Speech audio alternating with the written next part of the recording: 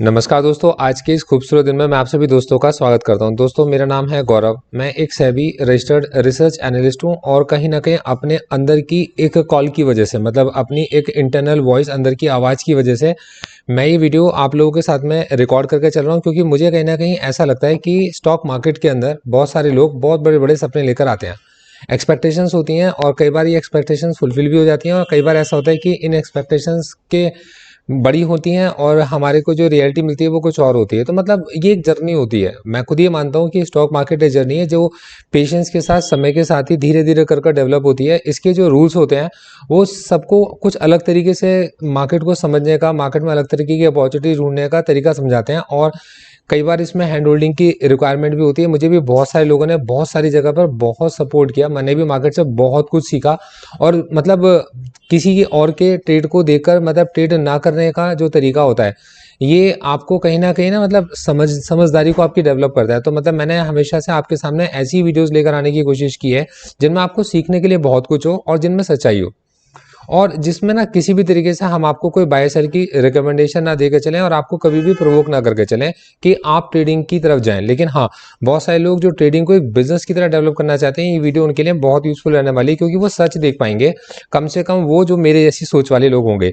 तो देखो दोस्तों, मैं इसके अंदर मैं आपको कॉन्सेप्ट समझाता हूँ। बहुत सिंपल सा कॉन्सेप्ट है। मैं ट्रेडिंग को एक बिजनेस की तरह डेवलप करना चाहता हूँ। 2024 में एक ऐसे तरीके की तरह सामने लेकर आना चाहता हूँ जिसके बाद मैं इसको एक बुक की तरह लिख पाऊँ कि how to develop trading, how to take trading as a business. ठीक है, इसके लिए मैंने एक शीट बनाई है और मैं आपको कुछ कॉन्सेप्ट समझाता हूँ, उनको ध्यान समझिएगा। देखिए, मैंने एक अमाउंट डिसाइड किया सबसे पहले, क्योंकि ट्रेडिंग के लिए हमारी जो ऑक्सीजन है, तो देखिए हमारे पास जो ट्रेडिंग में ऑक्सीजन है वो है हमारे पास में हमारी कैपिटल। अब हमारे पास कैपिटल हमेशा लिमिटेड होती है, मतलब कितनी भी बड़ी कैपिटल हो, मार्केट के अंदर जो अपॉर्चुनिटीज होती हैं वो उससे ज़्यादा ही होती हैं। तो कैपिटल हमारे पास में लिमिटेड है फॉर अनलिमिटेड अपॉर्चुनिटीज। तो सबसे पहली बात, हम सब कुछ मार्केट के अंदर ट्रेड नहीं कर सकते।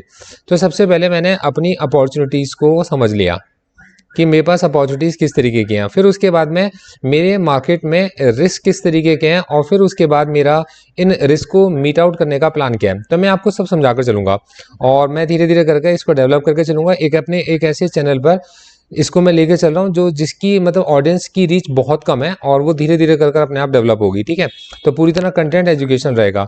तो किस तरीके के रिस्क है और उनको मैं कैसे प्लान करके चलूँगा, ये मैं आपको सब बता कर चलता हूँ। तो देखो दोस्तों, सबसे पहले एक ना लिमिटेड अमाउंट से मैं इसको स्टार्ट करूंगा, मतलब एक ऐसा अमाउंट जिसको मुझे लगता है कि अगर मैं खो भी दूंगा तो मेरे पर कोई बड़ा फर्क नहीं पड़ेगा। तो मैंने एक लिमिटेड अमाउंट इसके लिए मैंने डिसाइड किया। अब देखिए, ध्यान समझिएगा।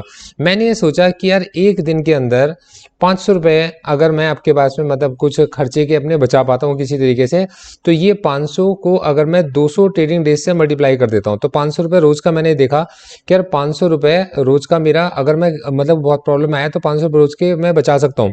ठीक है, मतलब अपने खर्चे बचा सकता हूँ। तो 500 इंटू 200 मेरे पास में देखिए 1 2 3 और 5 टू जा कितने होते हैं मेरे पास में 10। ठीक है, और एक 4 जीरो हो गई है। देखो, 2 2 4 जीरो, 5 टू 10। तो मतलब 1 लाख रुपए की कैपिटल से इस ट्रेडिंग अकाउंट को मैं स्टार्ट करना चाहता हूँ कि इसके अंदर मैं ये मान के चल रहा हूँ कि 500 रुपये रोज। तो यार जब हम कभी ट्रेडिंग करने के लिए जाते हैं तो 500 रुपये का नुकसान तो हमारा ट्रेडिंग में हो ही जाता है।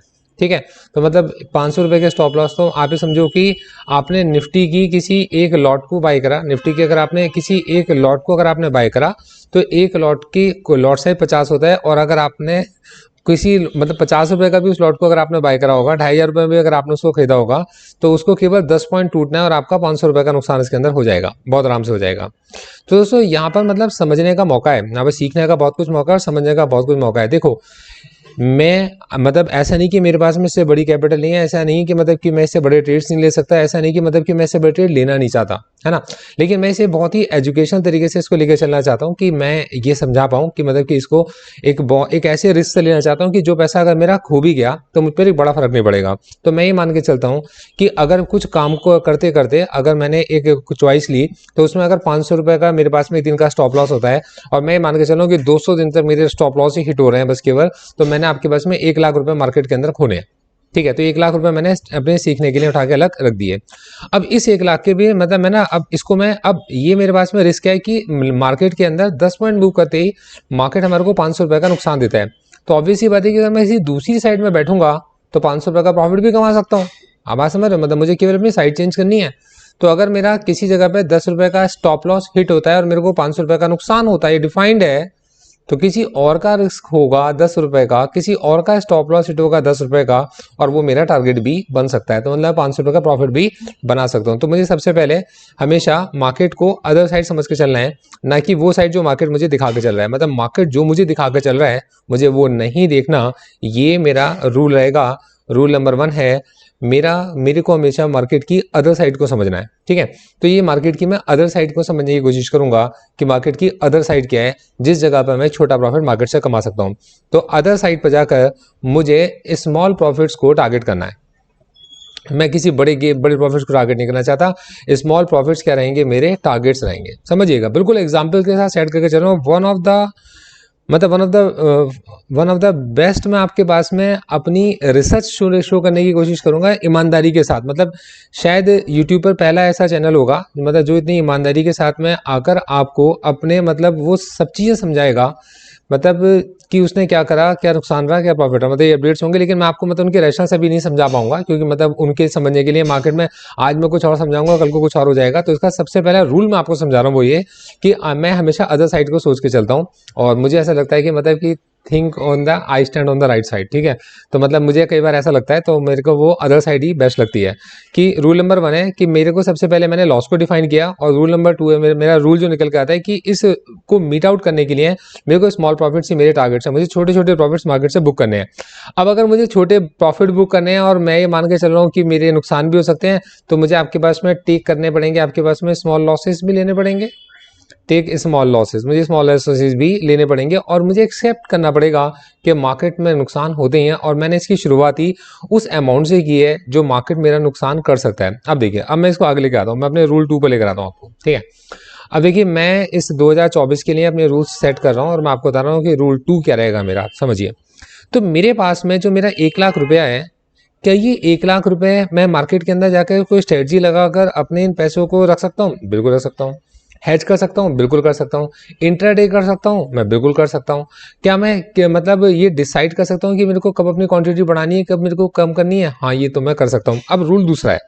रूल ये कहता है कि इसमें से 50,000 रुपए मैं निकाल कर रख दूंगा अपनी इक्विटी ट्रेडिंग के लिए, मतलब जिसके अंदर मैं शॉर्ट टर्म के मार्केट में स्टॉक्स के अंदर स्विंग्स की अपॉर्चुनिटीज को ढूंढूंगा कि मैंने किसी स्टॉक को बाय करा, और किसी स्टॉक को मैंने ए प्राइस पर मैंने बाय करा, और मैं वेट करता रहा। जैसे ही वो स्टॉक आपके इसमें बी प्राइस पर पहुंचता है तो मेरा टारगेट अचीव होता है, तो मैं उससे एग्जिट हो जाऊंगा। और कितने एग्जिट होऊंगा? उतना जितना मेरा प्रॉफिट है, जितना मेरा प्रॉफिट है उतनी क्वांटिटी मैं उसमें से एग्जिट कर लूंगा। ये मेरा रूल बी है। मैं आपको समझाता हूँ रूल 2 को, ध्यान समझिएगा, बहुत इंपॉर्टेंट रूल है। 50,000 रुपए से मैं स्टार्ट करूंगा स्टॉक्स में मेरी इन्वेस्टमेंट स्विंग ट्रेड्स के लिए। तो मतलब मैं अपने स्विंग ट्रेड्स को ही टारगेट करूंगा, जिसके अंदर मान लीजिए मैंने 1,000 रुपीज लगाए, मेरे 1,000 जैसी 1,200 बने या 1,800 बने, जैसे कि मेरा टारगेट है, तो उसमें से मैं 200 रुपए का पार्शियल प्रॉफिट बुक कर लूंगा, ठीक है। अच्छा, अब ये जो मेरे 50,000 हैं, इन 50,000 को भी मैंने फर्दर डिवाइड कर रखा है। देखिए कैसे डिवाइड कर रखा है, मैं आपको समझाता हूँ। इसमें से 30,000 तो मैं ऐसी जगह पर लगाऊंगा जिससे कि मेरे को लेवरेज मिल सकती हो ऑप्शन सेलिंग के लिए, तकरीबन। और 20,000 रुपए मैं आपके पास में स्मॉल कैप स्टॉक्स को पकड़ूंगा, मतलब ऐसे स्मॉल कैप स्टॉक्स जो मेरे को मतलब ऐसा लगता है, जिन्हें मैं पेनी स्टॉक्स भी कहता हूं। ये मेरे 20,000 रुपए भी खो सकते हैं पूरे उनमें, और उनके अंदर मेरी रिटर्न भी बड़ी आ सकती है। तो मतलब ये मैं सस्ते स्टॉक्स को पकड़ूंगा। तो 30,000 रुपए ऐसी जगह पर मैं ब्लॉक करूंगा अपने, जहां से मैं ऑप्शन सेलिंग के लिए लेवरेज ले सकता हूं। और 20,000 रुपए इसके अंदर मैं स्मॉल कैप्स को पकड़ूंगा, पेनी स्टॉक्स को पकड़ूंगा, जो मेरे को बड़ी रिटर्न निकाल कर दे सकते हो। तो मतलब ऐसे स्टॉक्स के पीछे मैं जाऊंगा। तो 30,000 मेरे पास में ये है, और 20,000 मेरे पास में ये है। मेरे पास में 50,000 को मैंने डिफाइन किया सबसे पहले, उठा के अलग रख दिया। अब ये तो वेरी करते रहेंगे। प्रॉफिट्स को मुझे बुक करना है, और इनके प्रॉफिट्स को मैंने आगे फर्दर अपने इस अकाउंट को ग्रो करने में यूज करना है। तो जब भी मैं इनकी पोजीशंस को क्लोज करूंगा, तो मैं इनका, अब देखिए स्टॉक्स के नाम मैं आप लोगों को रिवील नहीं कर पाऊंगा, तो मतलब मेरी एक कोशिश रहेगी कि स्टॉक्स के नाम मैं ना ही रिवील करूं, तो मैंने stock A stock B stock C के नाम से रखूंगा और अपने पास रिकॉर्ड्स में लग रखूंगा, ठीक है। तो देखिए अब उसके बाद में क्या होगा, क्योंकि मतलब इन स्टॉक्स को मैं यूज करता रहूंगा अपने मतलब प्रॉफिट को बार बार चर्न करने के लिए, क्योंकि स्विंग ट्रेडिंग के स्टॉक्स होंगे तो इनको मैं कभी किसी जगह पे बाय करूंगा फिर सेल करूंगा, तो इनमें अपॉर्चुनिटीज में बार बार चेंज करता रहूंगा। तो मैं ना उनके मतलब पचड़े में नहीं फंसना चाहता कि मतलब कि कल को कोई किसी व्यक्ति ने आने वाले वक्त में जाकर मतलब ना कोई गलत ट्रेड लिया और मैं कभी अपने आप को गुनहगार समझूं कि मेरी वजह से उसने गलत ट्रेड लिया, है ना। तो मैं ही नहीं चाहता कभी भी। अब देखिए अगले जो 50,000 है, देखिए नेक्स्ट जो मेरे पास 50,000 है, इन 50,000 का मैं क्या इस्तेमाल करूंगा। तो देखिए इन 50,000 को मैं ऑप्शन बाइंग या सेलिंग की अपनी स्ट्रेटजीज, मेरी स्ट्रेटजीज या तो रिवर्सल के लिए या ब्रेकआउट के लिए मैं इनको प्लान करूंगा।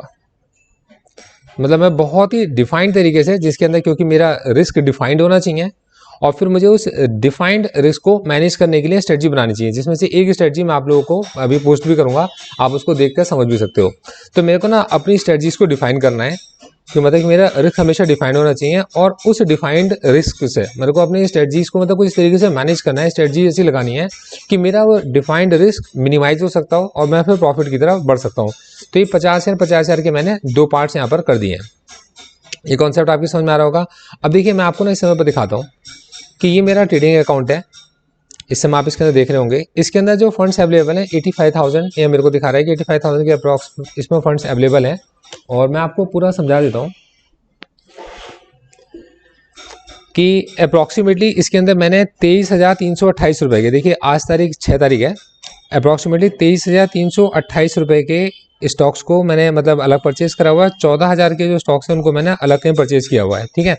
तो मतलब 14,000 के मैंने स्मॉल कैप लिए हुए हैं, 23,328 के कुछ मैंने ऐसे स्टॉक लिए हुए हैं जिनके ऊपर मेरे को 20% का मतलब 30,000 के अप्रॉक्सीमेटली मैंने ऐसे स्टॉक लिए हुए हैं जिनके ऊपर मेरे को 80% की वो मिल रही है, क्या कहते हैं मतलब क्या कहते हैं ये 20% का हेयर कट लगाने के बाद में 30% की मेरे को लेवरेज मिल रही है। तो मैंने स्टॉक खरीद के उनको मैंने ऑलरेडी प्लेस कर दिया है। तो देखो मैंने क्या करा है, मैं इसमें आपको बताता हूँ कि अभी तक मैंने क्या कर दिया है कि मेरे पास में मैं 30,000 के स्टॉक्स बाय कर चुका हूँ अप्रॉक्सीमेटली 6 तारीख की डेट के हिसाब से बता के चल रहा हूँ, और जिसके अंदर मतलब 24,000 रुपये के अप्रॉक्स, ये सब अप्रॉक्स है और ये एग्जैक्ट नहीं है, ठीक है। अप्रॉक्स मैंने मतलब 24,000 के अप्रॉक्स के मैंने आपके मतलब किसी स्टॉक को मैंने बाई किया है जिसकी मतलब 20% का हेयर कट मेरे को मिला है। तो मतलब ये मेरे पास ये मेरे ऑप्शन प्लेज होने के बाद में मार्जिन मेरे को रिलीज हुआ है फॉर सेलिंग, ऑप्शन सेलिंग के लिए, ठीक है। अच्छा इसके साथ में मेरे पास में मैंने अभी 14,000 रुपये के अप्रॉक्स के, तो 14,000 रुपये के अप्रॉक्स के मैंने बहुत ही मतलब स्मॉल कैप, ये पेनी स्टॉक समझ लीजिए, ये स्मॉल कैप मैंने पेनी स्टॉक को मैंने परचेज किया है इस एक्सपेक्टेशन से कि ये कंपनी आने वाले वक्त में बड़ी होगी। तो 14,000 रुपये के मैंने ये इन्वेस्टमेंट मैंने इस स्टॉक के अंदर की हुई है। अब देखिए जो आप यहाँ पर ये जो होल्डिंग का प्रॉफिट लॉस देख रहे हो इसका इनसे कोई मतलब नहीं, क्योंकि मतलब ये बहुत ये अलग अलग तरीके की ये एक अलग स्टोरी है, इसको छोड़ देंगे। हम देखे चलेंगे फंड्स अवेलेबल को और ये पोजीशन प्रॉफिट लॉस को। अब इसमें मेरी दो पोजीशंस ऑलरेडी इस समय पर ओपन है, ठीक है।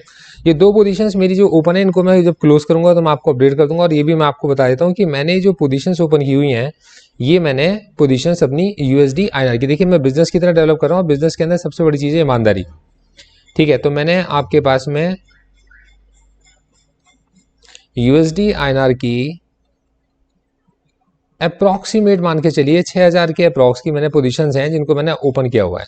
मतलब 6,000 रुपये मेरे अप्रॉक्सीमेटली इसके अंदर मेरे लगे हुए हैं। तो USD INR में मेरे 6,000 रुपये लगे हुए हैं। इन पोजीशंस को जब मैं क्लोज करूंगा तो मतलब ये पोजीशंस मैं अपडेट करूंगा कि मैंने इनको किस प्रॉफिट किस लॉस में मैंने इनको क्लोज किया है। तो ये पोजीशंस में ओवरनाइट कैरी कर गया हूँ। तो मतलब ये 6,000 के अप्रॉक्स की मेरी पोजीशंस हैं। तो आप ये देखिए 84,000 और 6,000, 84,665 मतलब 85,000 के अप्रॉक्स है। 6,000 की पोजीशन है, 91,000, 90,000 मान लेते हैं। 90,000 हमारा ये है और बाकी क्या कहते हैं मेरे पास में मतलब ये अभी इसके अंदर क्या है वो लेवरेज भी इंक्लूड है, ठीक है। तो मतलब 1 लाख के अप्रॉक्स में ट्रेडिंग अकाउंट को स्टार्ट कर रहा हूँ। इस समय पर मेरे पास फंड्स जो अवेलेबल है ट्रेड करने के लिए 85,000 और वो 6,000 अलग है। तो मैं इसको 90,000 में यहाँ पर अपडेट कर देता हूँ। तो देखिए 91,000 है, मैं इसको 90,000 लिख देता हूँ कि मतलब कि मैं यहाँ से इसको स्टार्ट कर रहा हूँ। तो देखिए अमाउंट जिससे मैं स्टार्ट कर रहा हूँ, अभी देखिए जब कोई अमाउंट इसके अंदर मैं फर्दर ऐड करूँगा तो मैं हमेशा आपको बता कर चलूँगा। तो मैं यहाँ लिख देता हूँ कि मैंने 1 लाख रुपए से इसको स्टार्ट किया, एक, ठीक है। या एक काम करते हैं, इसको 90,000 ही लिखते हैं, ठीक है, ज़्यादा अच्छा रहेगा। ये 91,000 लिख देता हूँ, ठीक है, क्लियर। जब उसको क्लोज करेंगे तो वहाँ पे लिख देंगे, तो अप्रॉक्सीमेट 91,000, 90,000 लिख देता हूँ। 90,000 से मैं इस अकाउंट को स्टार्ट कर रहा हूँ, 90,000 से मैं इसको ग्रो करने की कोशिश करूँगा, हो सकता है ख़त्म भी हो जाए। और इसका अभी जो अमाउंट है वो मैं बता के चलूँगा। 6 तारीख से मैं इसको 6 तारीख से इसको स्टार्ट कर रहा हूँ, 6, 7, 8 तारीख, ठीक है। तो मेरे पास 8 जनवरी से मेरी पोजीशंस यहाँ पर अपडेट होनी स्टार्ट होंगी। जो पोजीशन में क्लोज करता जाऊँगा मैं वहाँ लिखता जाऊँगा, और ये मेरे को उसको थोड़ा सा Ctrl+A Ctrl+C open stock positions में, और यहाँ जाकर मैंने इसको यहाँ करने के बाद यहाँ जाकर Ctrl+V, ठीक है। तो ये मैंने आपके पास में इसको मैंने यहाँ पर लिख दिया, और जो मेरे ओपन स्टॉक्स की पोजीशन है वो मैं यहाँ लिख करूँगा, और यहाँ पर मैं आपके पास में ये लिख दूंगा स्टॉक ए, ये मेरे पास स्टॉक ए होगा।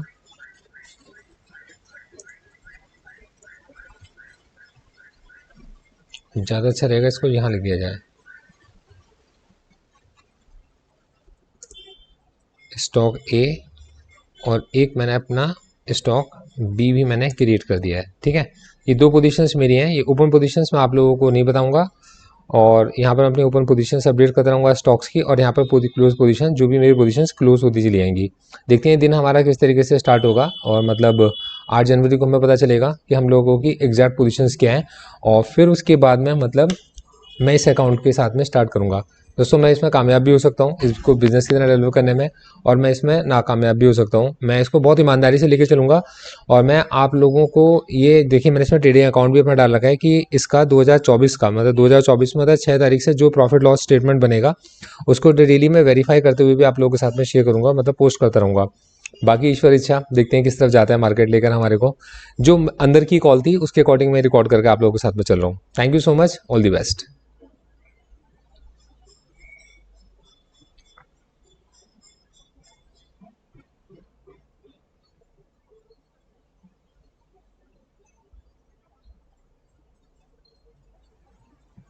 In securities market are subject to market risk.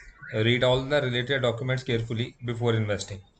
The securities quoted are for illustration बस यही only सोच and रहा हूँ are कि यार not उल्टा सीधा पड़ गया, recommendatory. सेबी पीछे पड़ गया तो फिर पता कहाँ हो Registration जाएगा granted बस। by SEBI, membership of BASL in case of हैं? investment advisors, and certification from NISM in no way guarantee performance of the intermediary or provide any assurance of returns to investors. All disclaimers can be read on gauravsir.in. आप सभी disclaimers को gauravsir.in website अपनी पर तरफ से read best कर करने की सकते हैं। कोशिश कर रहा हूँ। थैंक यू सो मच, आगे बढ़ते हैं।